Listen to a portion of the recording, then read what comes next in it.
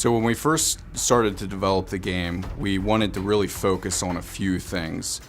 And when we looked at what those things were, we came up with 3 pillars: bullets, blades, and blood. And blood being our most kind of important one, because you're constantly killing Zeds. Just think of any of those great, ridiculous Sam Peckinpah movies or anything like that you've seen over the years. You know, slow motion bits flying everywhere. Yeah, when we loved it in the first game. We just wanted more in the second game. We wanted to think of, you know, we've been looking at how do you spice up every system that's in the original. We looked at tons of different games and took what we thought was best out of all of them. And one of the really big inspirations we had was Soldier of Fortune, which had a really awesome, Gore system where you could like blow a chunk off his head, you could stab into his brain, blood could be pouring out of his face, and we thought that would be perfect in a game like Killing Floor. It was called the Ghoul system back in the day, and we wanted to make a really cool name for our Gore system too. We call it the Meat system. Stands for Massive Evisceration and Trauma.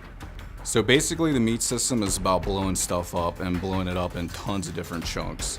The Meat system is really just a collection of different individual systems all working together to deliver this advanced dynamic Gore system that you see in Killing Floor 2.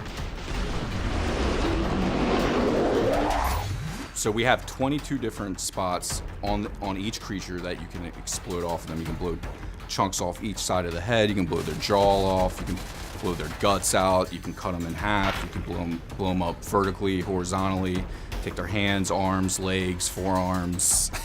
Pretty much just about any piece of the body that you shoot, you can blow off of the Zed. I mean, you could tear up a Zed into about five parts in the old game. This time around, we thought it was about 19, but apparently we had a recount recently, and the vote now comes out at 22 parts that you can dismember any Zed into. I think we're just losing count. It's lots. So you had 5 for the body in Killing Floor 1. You have 5 for just the head in Killing Floor 2. And you get 1 or 2 chunks off will reveal the skull, and then the second or third chunk will actually explode the head, and you get that satisfying kind of brain splash effect that you get in KF1. The head Gore and the Gore in general is just all about player feedback. You shoot a Zed and massive Gore happens on the other end.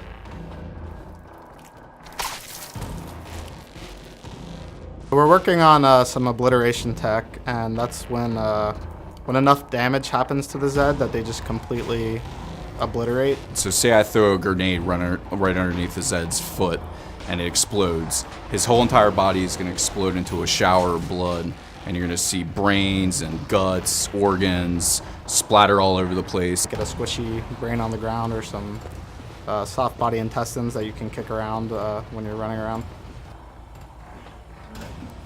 It looks really gross, but it's really cool for a game like Killing Floor.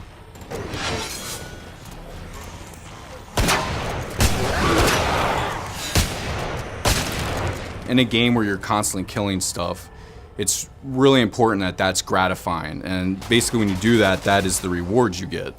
So what we did is we developed a system with over 90 animations per creature. Depending on what zone of the body you hit, will play a different animation.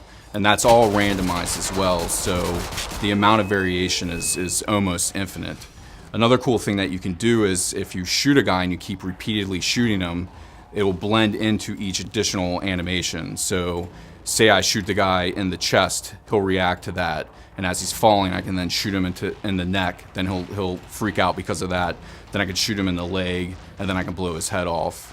It looks really awesome, and you're never going to see the same thing twice.